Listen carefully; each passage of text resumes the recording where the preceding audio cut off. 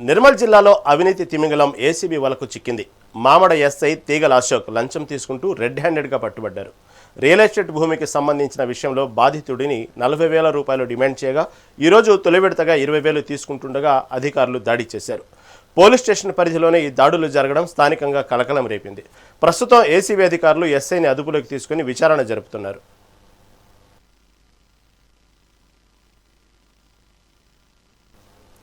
వనపర్తి జిల్లా గోపన్పేట గ్రామంలో బండలయ్య స్వామి ఉత్సవాలు అత్యంత వైభవంగా జరిగాయి. ఎండి బషీర్ ఆధ్వర్యంలో నిర్వహించిన గంధం ఊరేగింపు కార్యక్రమం భక్తులకు విశేషంగా ఆకట్టుకుంది. బండలయ్య దర్గా నుంచి ఆంజనేయ స్వామి ఆలయం మీదుగా ఈ గంధం కార్యక్రమం కనుల పండుగగా సాగింది. ఈ ఉత్సవానికి తెలంగాణ నుంచే కాకుండా పొరుగు రాష్ట్రాల నుంచి కూడా వేలాదిగా భక్తులు తరలివచ్చారు. కులమతాలకు అతీతంగా భక్తులు బండలయ్య స్వామిని దర్శించుకొని భక్తులు తమ మొక్కులు చెల్లించుకున్నారు.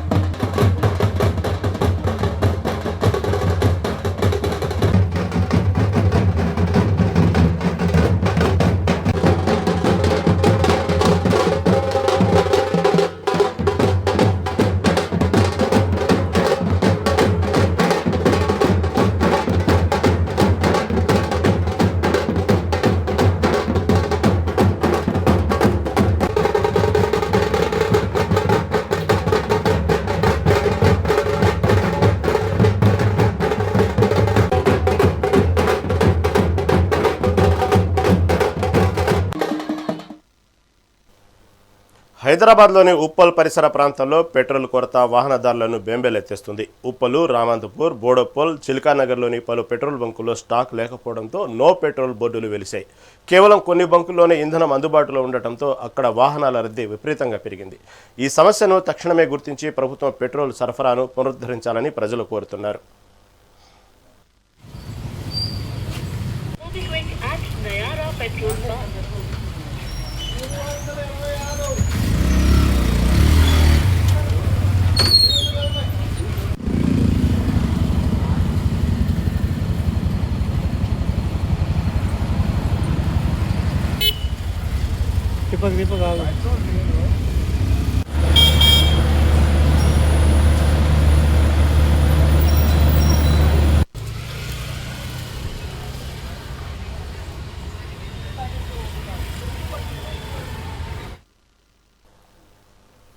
రంగారెడ్డి జిల్లా రాజేంద్రనగర్లో ఆక్రమణలపై అధికారులు ఉక్కుపాదం మోపారు. మైలార్ దేవల్పల్లి నుండి ఆరంగర్ వెళ్లే ప్రధాన రహదారిపై ఫుట్పాత్లను ఆక్రమించి నిర్మించిన నిర్మాణాలను హైడ్రా అధికారులు కూల్చివేశారు. అత్తాపూర్ డిప్యూటీ కమిషనర్ సమ్మయ్య పర్యవేక్షణలో ఈ ఆపరేషన్ నిర్వహించారు. పాదాచారులకు ఇబ్బంది కలిగిస్తున్న అక్రమ కట్టడాలను తొలగించి రోడ్లను పునరుద్ధరించారు. నిబంధనలు అతిక్రమించి ఫుట్పాత్లపై వ్యాపారాలు, నిర్మాణాలు చేపడితే కఠిన చర్యలు తప్పవని అధికారులు హెచ్చరించారు.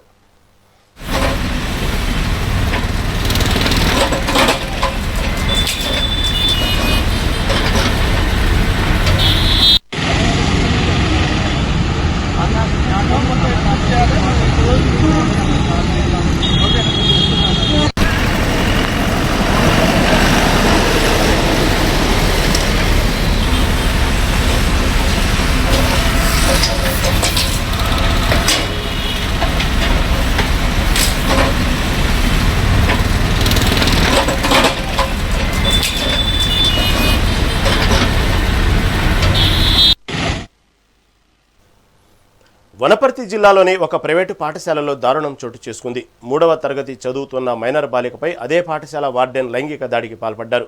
ఈ ఘటన 2 రోజుల క్రితమే జరిగినప్పటికీ పాఠశాల యాజమాన్యం విషయాన్ని దాచిపెట్టి నిందితుడిని తప్పించిందని బాధితురాలి తల్లిదండ్రులు ఆరోపిస్తున్నారు. దీనికి నిరసనగా విద్యార్థి సంఘాలు, ప్రజా సంఘాలు, నాయకులు పోలీస్ స్టేషన్ ఎదుట భారీ ఆందోళన చేపట్టారు. 48 గంటల్లో నిందితుడిని పట్టుకొని కఠిన చర్యలు తీసుకుంటామని పోలీసులు హామీ ఇచ్చారు. ఇలా ఇప్పుడు ఆఫీస్లో సిస్టమ్ పలగొట్టినారు. సిస్టమ్ మొత్తం సీసీ కెమెరా ఫుటేజ్ మొత్తం ఎత్తుకుపోయినారు. ఏం ఎవిడెన్స్ లేకుండా మొత్తం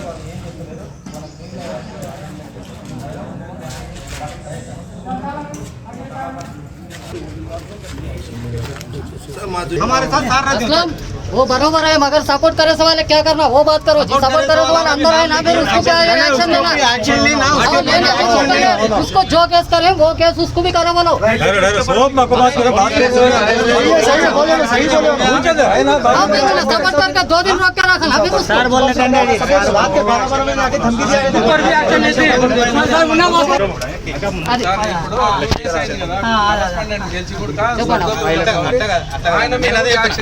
ఏదైతే సెక్షన్లు అప్లికబుల్ అవుతామో ఆ సెక్షన్ల ప్రకారం కేసు చేసాము. ఆ సెక్షన్లకి ఏ ప్రొసీజర్ ఉందో ఆ ప్రొసీజర్ ప్రకారం వాళ్ళ మీద యాక్షన్ తీసుకుంటారు. ఆయన అరెస్ట్ చేసేవరకు కస్టడీలోనే పెట్టుకుంటారు. ఎవరు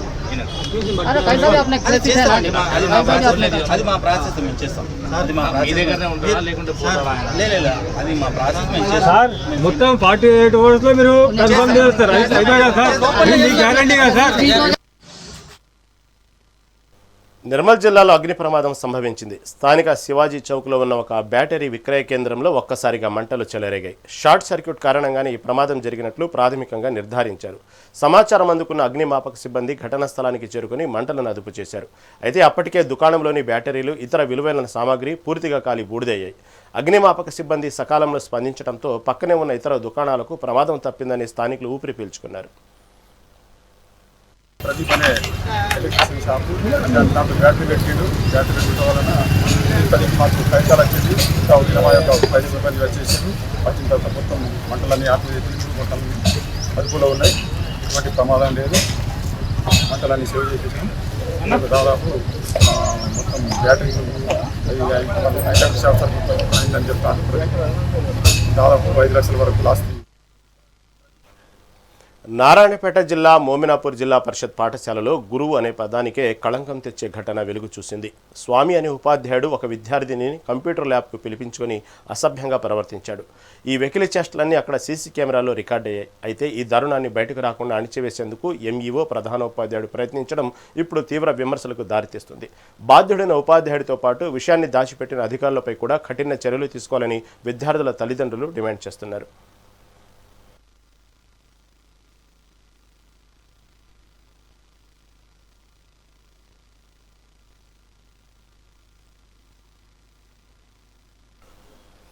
BRS working president KTR Chevella మాజీ ఎంపీ రంజిత్ రెడ్డి కుటుంబాన్ని పరామర్శించారు. ఇటీవల రంజిత్ రెడ్డి మాతృమూర్తి కన్నుమూయడంతో వారి నివాసానికి వెళ్లిన కేటీఆర్ ఆ కుటుంబ సభ్యులకు తన ప్రగాఢ సానుభూతిని తెలియజేశారు. రంజిత్ రెడ్డితో పాటు ఇతర కుటుంబ సభ్యులతో మాట్లాడి ఈ కష్ట సమయంలో ధైర్యంగా ఉండాలని ఓదార్చారు. రంజిత్ రెడ్డి తల్లిగారి ఆత్మకు శాంతి చేకూరాలని ఆయన ఆకాంక్షించారు.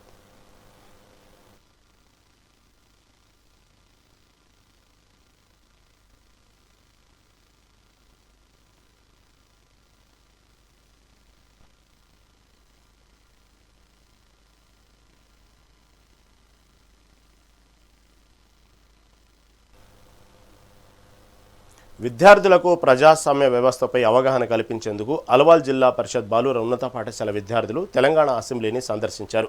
మల్కాజ్గిరి ఎమ్మెల్యే మర్రి రాజశేఖర రెడ్డి ఆధ్వర్యంలో 7, 8, 9 తరగతులకు చెందిన 63 మంది విద్యార్థులు శాసనసభకు వెళ్లారు. సభలో చర్చలు ఎలా జరుగుతాయి, ప్రజాప్రతినిధుల పాత్ర ఏమిటి అనే అంశాలను విద్యార్థులు ప్రత్యక్షంగా వీక్షించారు. ఈ పర్యటన విద్యార్థుల్లో భవిష్యత్తు నాయకత్వ లక్షణాలను పెంపొందిస్తుందని ఎమ్మెల్యే ఆకాంక్షించారు. ఉపాధ్యాయులు, ప్రజాప్రతినిధుల సమక్షంలో ఈ కార్యక్రమం ఉత్సాహంగా సాగింది.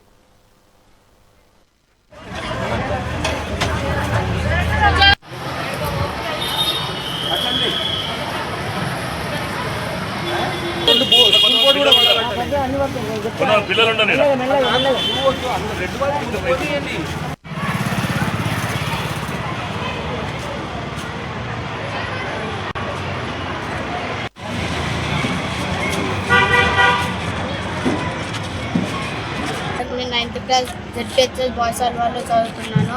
ఇంతకుముందు లైలా కాలేజ్లో మిల్లెట్ ఫెస్టివల్కు వెళ్ళాము. అక్కడ ఎన్నో విషయాలు తెలుసుకొని, మిల్లెట్స్ గురించి ఎన్నో విషయాలు తెలుసుకొని జంక్ ఫుడ్ మానివేసి మిల్లెట్స్ తింటున్నాము. దాని తర్వాత రాష్ట్రపతిలో 28th సైన్స్ డే రోజు ప్రోగ్రామ్కి వెళ్ళాము. అక్కడ సైన్స్ గురించి మేము ఎన్నో నేర్చుకున్నాము. ఇప్పుడు మళ్ళీ అసెంబ్లీకి తీసుకెళ్తున్నందుకు మేము ఎంతో ఆనందంగా ఉన్నాము. కల్లో కూడా అనుకోలేము అసెంబ్లీకి వెళ్తామని. మర్రి రాజశేఖర్ రెడ్డి గారికి అసెంబ్లీకి తీసుకెళ్తున్నందుకు ధన్యవాదాలు. హైదరాబాద్లోని రామంతపూర్లో విద్యార్థి గర్జన ఉధృతమైంది. పెండింగ్లో ఉన్న స్కాలర్షిప్లు ఫీజు రియంబర్స్మెంట్ను వెంటనే విడుదల చేయాలని డిమాండ్ చేస్తూ ఏబీవీపీ ఆధ్వర్యంలో విద్యార్థులు భారీ ర్యాలీ నిర్వహించారు. అనంతరం రోడ్డుపై బైఠాయించి నిరసన తెలపడంతో ఉప్పలు రామాంతపూర్ మార్గంలో ట్రాఫిక్ స్తంభించిపోయింది. ప్రభుత్వం కావాలనే నిధులను ఆపుతూ విద్యార్థుల భవిష్యత్తును నిర్వీర్యం చేస్తుందని నేతలు మండిపడ్డారు. ఉద్రిక్తత చోటు చేసుకోవడంతో రంగంలోకి దిగిన పోలీసులు నిరసనకారులను బలవంతంగా అరెస్టు చేసి పోలీస్ స్టేషన్కు తరలించారు.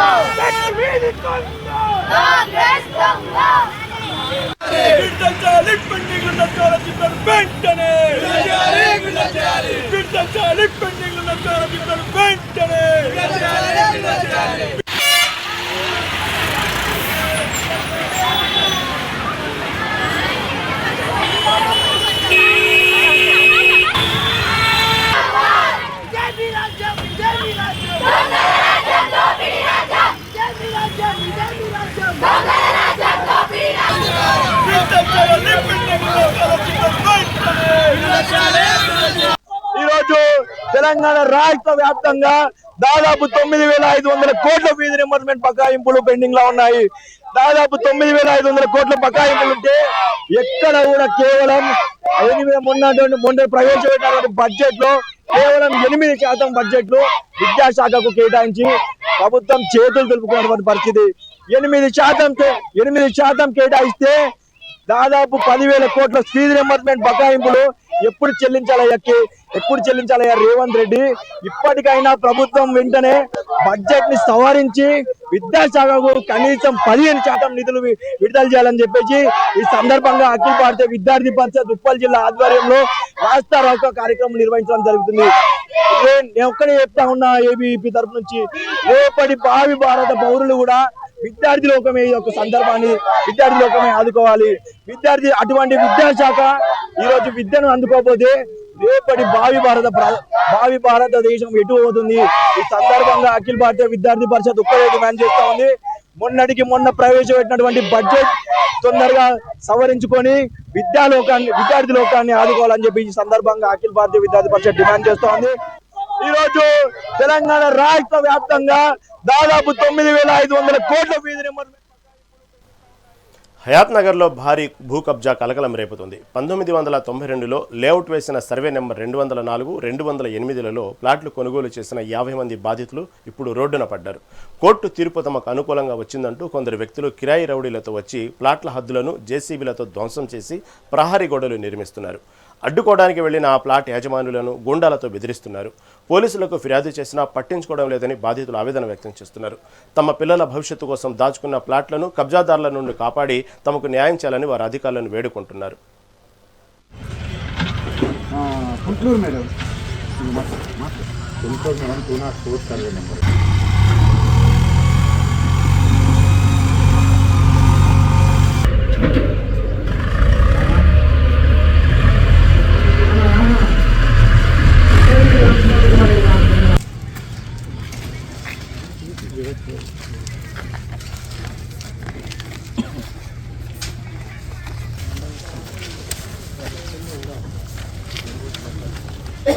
రాజ్యం ఇదే మీ రాజ్యం, దొంగల రాజ్యం, దోపిడీ రాజ్యం. ఇదే మీ రాజ్యం, ఇదే మీ రాజ్యం. దొంగల రాజ్యం, దోపిడీ రాజ్యం. దొంగల రాజ్యం, దోపిడీ రాజ్యం.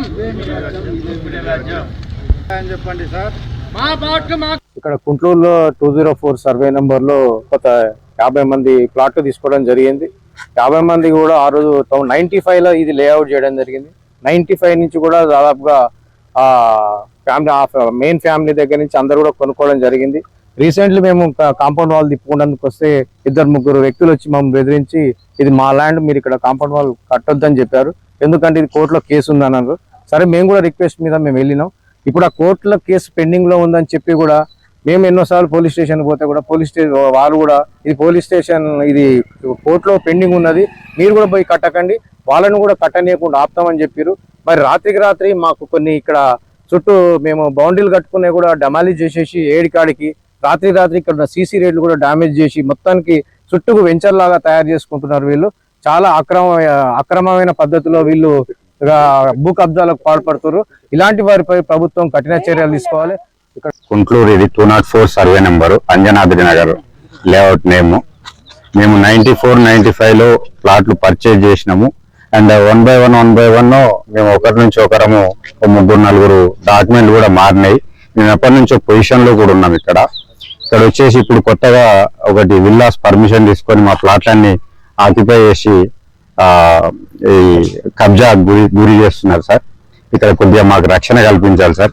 మేము ఏంటంటే రూపాయి పోగు చేసుకొని చిన్న వృత్తులు, సన్నకారు రైతులు. నేను యాక్చువల్ గా రీసెంట్ గా హైదరాబాద్కి వచ్చి 2020లో ఇక్కడ ప్లాట్ కొనుక్కొని ఏదో చిన్న ఇల్లు కట్టుకున్నామని చిన్న 30 years నుంచి ఇక్కడ ప్లాట్ పొజిషన్ లో ఉంది. అలాంటి పొజిషన్ కూడా తీసేసి నైట్ ప్లస్ ఇప్పుడు వాళ్ళ బౌన్సర్లను పెట్టేసి ఇక్కడ సీసీ రోడ్ ను కూడా డ్యామేజ్ చేసి బౌన్సర్లను పెట్టేసి మమ్మల్ని ఇక్కడ పొజిషన్ కి వస్తే బెదిరిస్తూ పోలీసులను కూడా ఇక్కడికి రాకుండా వాళ్ళని మేనేజ్ చేసి మమ్మల్ని చాలా ఇబ్బంది గుర్తు చేస్తారు సార్. దయచేసి మా మీద దయ ఉంచి మా ప్లాట్ మాకు దక్కించే ఉపాయం చేయండి సార్ ప్లీజ్. లేఅవుట్. అందరికి నమస్కారము. నా పేరు సత్యనారాయణ.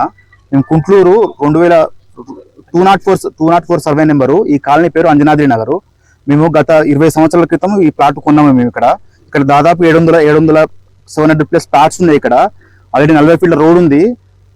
రోడ్లన్నీ ఆల్రెడీ తీసినారు. అన్ని తీసిన తర్వాత వెంచర్ చేసిన తర్వాతనే ప్రాపర్గా రిజిస్ట్రేషన్ చేసుకుని కొనుక్కున్న లింక్ డాక్యుమెంట్లు అన్నీ ఉన్నాయి మా దగ్గర.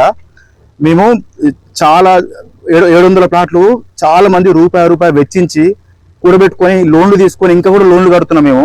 ఇప్పుడు ఏదైతే రోడ్డు తీసినారో పూర్వము ఆ రోడ్డుకి అడ్డంగా వెంచర్ చేసేసి అధికారులందరూ కుమ్మక్క వేసి రాజకీయ నాయకుల అండతో వీళ్ళందరూ రోడ్ అంతా ఆక్యుపై చేసేసి వీళ్ళందరినీ ఎవరైతే రూపాయి పొదుపు చేసుకొని ప్లాట్ కొనుక్కొని కట్టుకుందామని పర్మిషన్లు తీసుకుంటున్నారో వాళ్ళందరినీ నిరాశ్రయులు చేసేసి అందరికి ఇబ్బంది పెట్టేసేసి రాజకీయ నాయకుల కుమ్మక్కుతో మన బౌన్సర్లు అందరిని పెట్టేసి అందరినీ బెదిరిస్తున్నారు. ఇక్కడ రానివ్వట్లేదు. దయచేసి మా అందరికి న్యాయం చేయాలని చెప్పి మా దగ్గర ప్రాపర్ డాక్యుమెంట్స్ అన్ని ఉన్నాయి. అన్ని రిజిస్ట్రేషన్ చేసుకున్నాము. అందరికీ కంప్లైంట్ ఇచ్చాము. ఎవరు పట్టించుకోవట్లేదు. దయచేసి అందరికి నమస్కారము. నా పేరు సత్యనారాయణ. పెరుగుతున్న ఎండల దృష్ట్యా నాచారంలో బాటాసార్ల దాహర్తిని తీర్చేందుకు చలివేంద్రాన్ని ఏర్పాటు చేశారు కాంగ్రెస్ సీనియర్ నాయకులు విఎస్ ప్రకాష్ రెడ్డి. విఎస్ ప్రకాష్ రెడ్డి ఆధ్వర్యంలో ఏర్పాటు చేసిన ఈ కేంద్రాన్ని ఉప్పల్ నియోజకవర్గ ఇన్ఛార్జి పరమేశ్వర్ రెడ్డి ప్రారంభించారు. ప్రజలకు స్వచ్ఛమైన త్రాగునీరు, మజ్జిగ అందించేందుకు ఈ చలివేంద్రం ఎంతగానో దోహదపడుతుందని నాయకులు తెలిపారు. ప్రతి ఒక్కరూ సామాజిక బాధ్యతగా ఇలాంటి సేవా కార్యక్రమాల్లో భాగస్వాములు కావాలని పిలుపునిచ్చారు. ప్రకాష్ రెడ్డి చేసిన ఈ సేవా కార్యక్రమాన్ని స్థానికులు అభినందిస్తున్నారు.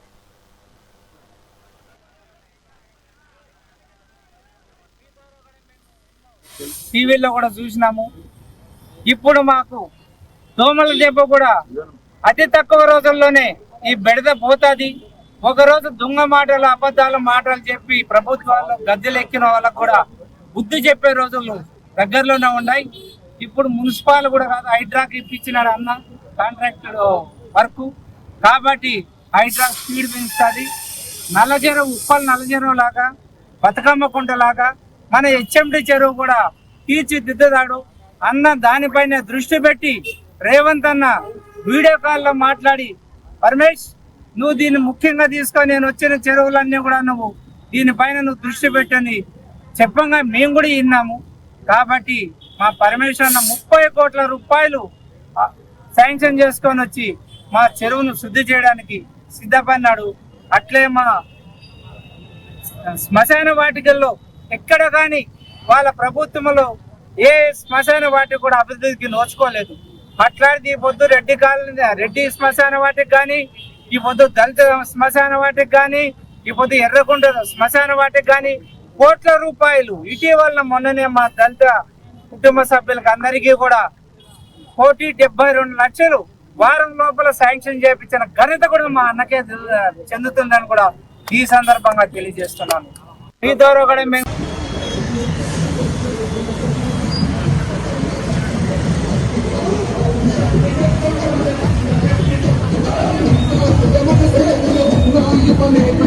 మన కోసం మన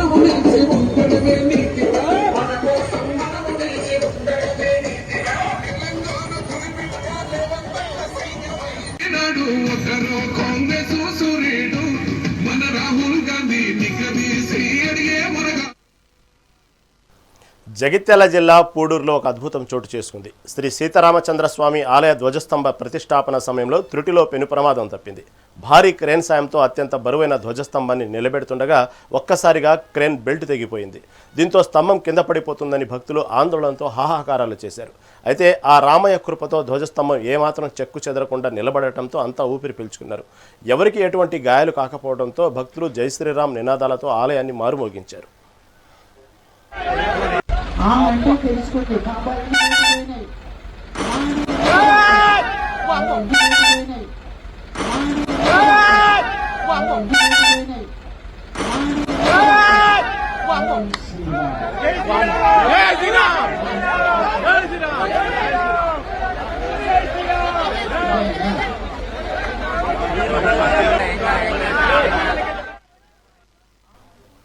రాష్ట్ర వ్యాప్తంగా పెట్రోల్ బంకులు మూతపడుతున్నాయి. జిల్లా కేంద్రాలతో పాటు ప్రధాన రహదారులపై వందలాది బంకుల్లో నో స్టాక్ బోర్డులు దర్శనమిస్తుండటంతో వాహనదారులు విలవిల్లాడుతున్నారు.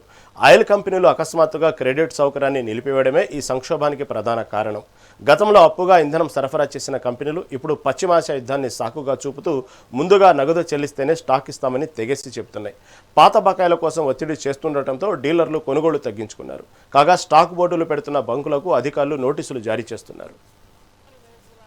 చూసినట్టుంటే అన్ని పెట్రోల్ బంకుల్లో కూడా వాహనదారులు అనేది పెట్రోల్ బంకుల్లో బారులు తీరిన పరిస్థితి నెలకొంది. ఏదైతే ఈ పశ్చిమాసియాలో నెలకొన్న ఇరాన్ దేశాల మధ్య జరుగుతున్నటువంటి యుద్ధం నెలకొనడంతో ఇటు ఏదైతే చమురు సంస్థలు మూసివేయడంతో పెట్రోల్ బంకుల వద్ద కూడా ఏదైతే పెట్రోల్ డీజిల్ షార్టేజ్ ఉంటున్నాయి, రానున్న రోజుల్లో ఏదైతే రవాణా జరగదు అనే ఉద్దేశంతో ఏదైతే సామాజిక మాధ్యమాల్లో వస్తున్నటువంటి రూమర్లను దృష్టిలో ఉంచుకొని వాహనదారులు అయితే పెట్రోల్ బంకుల వద్ద కూడా బారులు తీరిన పరిస్థితి అయితే మనం చూడవచ్చు. అదేవిధంగా ఏదైతే కొన్ని పెట్రోల్ బంకులో మాత్రం నో స్టాక్ బోర్డు అనేది ఇప్పటికే వెలిసిన పరిస్థితి కనబడింది. ఇదే అంశంపై మనతో మాట్లాడడానికి వినియోగదారులు అవుతున్న వాళ్ళు అడిగి తెలుసుకుందాం. పెట్రోల్ లేదని మీకు సమాచారం ఎట్లా తెలియదు సార్? బంకులన్నీ బంద్ ఉన్నాయి, 7 వారదానే బంద్ ఉన్నాయి. ఒక్క దగ్గర ఓపెన్ చేసిన కాడ ఇట్లున్నాయి లైన్. అసలు అధికారులు ఏమనుకుంటున్నారు? అధికారులు ఏం లేదు, అది ఇంటిమేషన్ లేదు. ఫస్ట్ ఇట్లా ఉంటుంది అని వాళ్ళు చెప్పలేదు. బంక్ యజమాని ఉన్నారు, వాళ్ళని అడిగి తెలుసుకుందాం. అన్న చెప్పండి, అసలు వాస్తవంగానే బంకుల్లో కొరత ఉందా? ఎట్లాంటి పరిస్థితి? ఇదంతా కారణం ఏంటంటారు? కొరత ఏం లేదు, అది క్రెడిట్ ఆర్డర్లు లేకుండా అట్లా, అంతేగాని పబ్లిక్ ప్యానిక్ అయిపోయే కానీ ఏం లేదు, వేరే ప్రాబ్లం ఏం లేదు. మస్తు స్టాక్ ఉంది, అంతటా వచ్చింది కూడా, నిన్న లోడ్లు కూడా అంతటా వచ్చినాయి, ఏం లేదు, షార్టేజ్ ఏం లేదు. సామాజిక మాధ్యమాల్లో వచ్చే వార్త నమ్మవద్దని చెప్పేసి పెట్రోల్ బంకుల్లో కూడా పెట్రోల్ అవైలబుల్ ఉందని చెప్పేసి యజమానులు చెప్తున్నారు. కెమెరామెన్ వెంకట్తో మల్లారెడ్డి, మెగా9 మెదక్. తెలంగాణ అసెంబ్లీ సమావేశంలో లైవ్ ద్వారా చూద్దాం. 405 కోట్ల అధ్యక్ష, ఖర్చు పెట్టింది 3000 కోట్లు. అంటే ఇదంతా మమ్మల్ని మోసం చేయడానికా? అంటే అనగారినటువంటి పేదవాళ్ళు అడగలేరనా? కామారెడ్డి డిక్లరేషన్ అధ్యక్ష, ఆ రోజు పక్క రాష్ట్ర ముఖ్యమంత్రి గారు సిద్ధరామయ్య గారిని పిలిచి అలవిగానటువంటి హామీలన్నీ ఇచ్చి 42% రిజర్వేషన్ ఇస్తామని, కాంట్రాక్టులలో 42% ఇస్తామని, రాజకీయ ప్రాతినిధ్యంలో అవకాశాలు ఇస్తామని, బడ్జెట్ కూడా సంవత్సరానికి 20,000 కోట్ల రూపాయలు ఇస్తామని, దాంతోపాటు సబ్ ప్లాన్ ఇవన్నీ ఇంప్లిమెంట్ చేస్తామని చెప్పి మీరు అధికారంలోకి వచ్చారు. సరే, మా వాళ్ళు మోసపోయినరు, నమ్మినరు, ఓటేసినరు. మరి ఇప్పుడు బాధపడేటువంటి పరిస్థితిలో ఉన్నమాట వాస్తవం. అయితే 42% రిజర్వేషన్ విషయంలో కూడా అధ్యక్ష, గతంలో అనేకమైనటువంటి ప్రభుత్వాలు, సమైక్య ఆంధ్రప్రదేశ్ రాష్ట్రంలో కావచ్చు, తెలంగాణ రాష్ట్రంలో కావచ్చు, తీర్మానాలు చేసి రాష్ట్రపతి గారికి పంపించి పార్లమెంట్లో మరి 9th షెడ్యూల్లో పెట్టాలనేటువంటిది అందరూ ముఖ్యమంత్రులు చేశారు. కానీ ఇక్కడ ఉన్నటువంటి కాంగ్రెస్ ప్రభుత్వం ఆ రోజు ఇదే శాసనసభలో ఆ తీర్మానం పెట్టినప్పుడు మా మిత్రులు పొన్నం ప్రభాకర్ గారు మనం అందరం యునానిమస్ సపోర్ట్ చేయాలంటే ఆ రోజు కూడా నేను మాట్లాడినా.